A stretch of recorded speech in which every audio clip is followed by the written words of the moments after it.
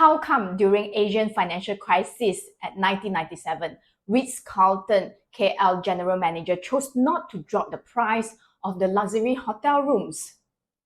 Did Amazon really drive Toys R Us out of the market? Favorite hot pot lovers, Hai Di Lao, this brand. Are they really a rent killer? What is behind their strategy? Stay tuned as today we are going to talk about price strategy.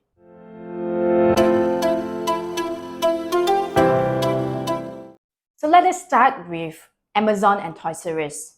I think Amazon and Toys R Us, the story is really something every business owner or managers should learn from.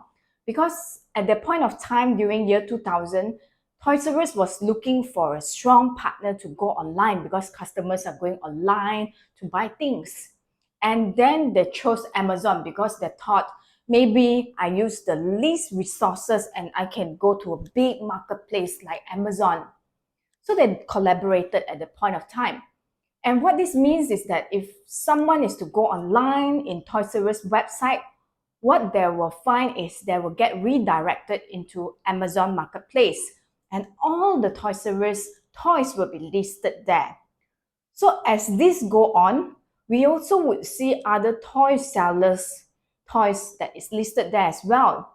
And slowly what happened is that price war started to creep up because customers within the market price compare prices as well. And this is really dangerous because Toys R Us did not have the data to take another countermeasure or another strategy to move on. And little did they know later on, the story we all know, Toys R Us went into bankruptcy and eventually also had a court case with Amazon that raised this issue up, and Amazon had to pay about 51 million US dollar to Toys R Us.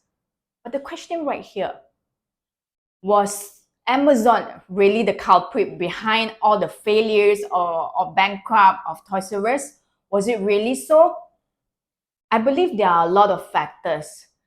The thing to consider this is that when we select a partner, what are the risks that we can consider? What is our unique proposition? Our customer value. Why would our customer return to us? These three things are really important because as competitor creeps in, as a price war creeps in, why would our customers still stay with us in terms of Toys R Us? So these are some of the things to think of or business lesson to think of when it comes to Toys R Us. So in another case, which I would like to bring up, which is Ritz-Carlton Hotel in KL. So during Asian financial crisis 1997, our Malaysian dollar really dropped like half of the price. And this was really frustrating. People were losing their jobs. People were thinking about how to survive tomorrow, where to go, how to pay rent, how to buy food, and things like that. And of course, the industry that were really impacted, definitely luxury hotels, right? And hotels started to drop their price drastically. All but one, Ritz-Carlton KL.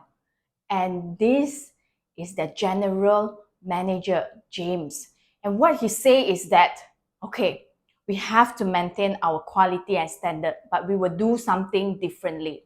So he printed out in newspaper his contact to everyone that he's doing a butler service, personal butler service, and he would give a free embroidery pillowcase if the customer stay more than 5 days. Maybe not so attractive, right, at this point of time if we think of. But after a while, people started hearing about what happened to other luxury hotels, which is when price dropped in luxury hotels, what happened? No lah, quality drop. And price drop means we attract big families, and big family members means noise. So people were having frustration in the luxury hotels. There were noises, the quality dropped, things weren't so pleasant. It doesn't feel like a luxury hotel anymore. Then people that want the experience started going to Ritz-Carlton.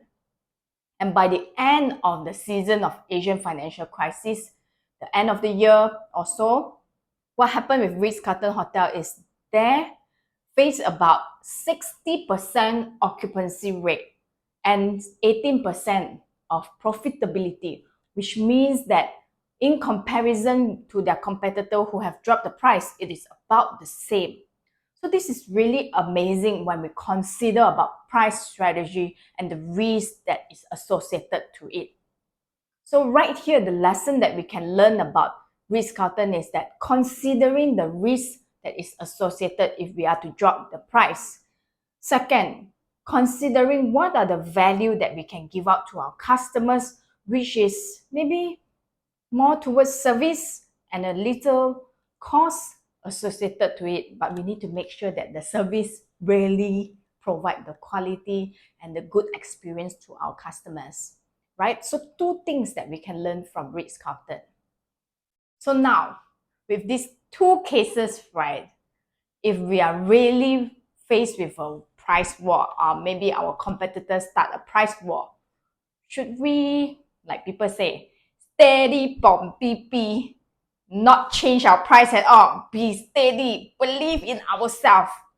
Or should we join the promotion party? Or else what to do? What should we do? All right, let us look into one more case, yeah? So this is the mother of price wars that people always talk about. You might know it too. It's during year 1992, and it's from the airline industry. And at this point of time, people even had the saying that the more customers were buying, the more loss companies were making. And this was in the US airline industry because they were throwing price. This airline give cheaper ticket, another airline give another cheaper ticket.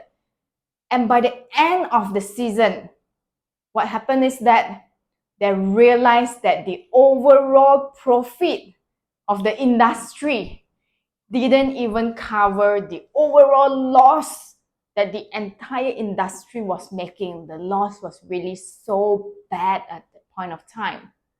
So jumping into the bandwagon of promotion party, is it really something to do? But one more thing. One case study that I found out that was really interesting is from QM furniture shop. So QM was located in Beijing, China, yeah, and they collaborated with JD at that point of time. So what QM did is that being located in Beijing, they realized there was a lot of female professionals that walked into their shop. However, these people did not buy anything. Was it really because of the service or something that is blocking their sales? What to do? So the thing with also furniture, right? What I feel is that it's really bulky. You want to go to buy furniture, you need to plan, you need to think how to ship it. You must have a reason for it. So QM did a very smart thing. They brought in about 3,000 SKUs, which were about electronic, home appliances, and fast-moving consumer goods. And these three things were something that really attracted the female professionals, those targeted audience that they found out from their database. And what they did is that they attract these people using a promotional price for these specific items, but it's not their core items, yeah? And they realized by the end of the month, there were about 30% increase in walk-in to the shop because of these items. Not only that, the amazing part is that they had 80% of sales growth. So this means that if we are to really consider dropping the price of an item or of a product, we need to consider something like a bundle package. What else can we bundle with if we are to do a promotional, our core product? What is our core product that we want to sell? Because if not, we will be doing and sometimes this is where a lot of business people share with me why I do a lot of effort but I never see the result. I cannot see the sales and things like that. So as we bring in traffic, we need to have a strategy to also do a closure with other items. What are the other items that we can bundle together with the items that have attracted them in the shop? So this is about QM's case study that we can learn from them. And next would be Hai Di Lao. So Hai Di Lao, maybe you might know, popular for the dancing noodle and many differentiating service that they provide. But is it only the differentiating service that attracted them to do so? I guess they have way deeper and much more strategies, just like an onion, right? And one of the things that they did is they also know that they bring in traffic to locations that they have the hotpot store. So they strategized and they negotiated with malls, saying that, hey, if I come to your mall location, I will bring traffic to your mall. What can you offer me in return? So they did this very smart move. And what happened is that in average, there is about a retailer will take about 20% in average of their revenue to pay rent. But Hai Di Lao only paid 3.4% to their rent because of this negotiation that they have done with the mall. So if the price of the product is affordable, maybe look at other places that we can also negotiate with our suppliers, with our stakeholders. Who are those partners that we can have negotiation and move this on and bring more benefit to our customers, bring a value to our customers as well and to our business. So something really interesting with Hai Di Lao's case.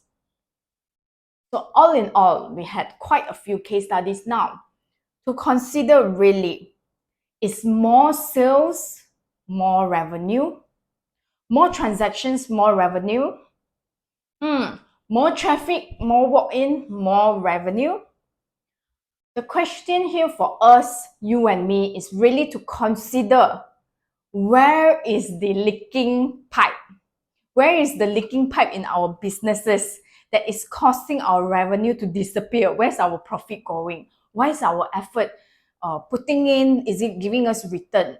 So if we are to question this, where is our leaking pipe going? The question would be these three things, yeah? Profit, considering performance, and considering people as well. Diving beyond the iceberg, the tip of the iceberg, looking into what are the other type of strategies that we can tap into in order to get our customers to stay with us in the modern world today, because they can go anywhere to purchase things. Everything is so attractive in the market today. So considering profit, performance, how are we tracking this performance? How are we looking into the people? How are we getting them to stay? Is it really that those key people, when they're not around, we are like, sometimes our mother not around like that. Where are the things? How come when mom not around, everything also cannot find? Yeah.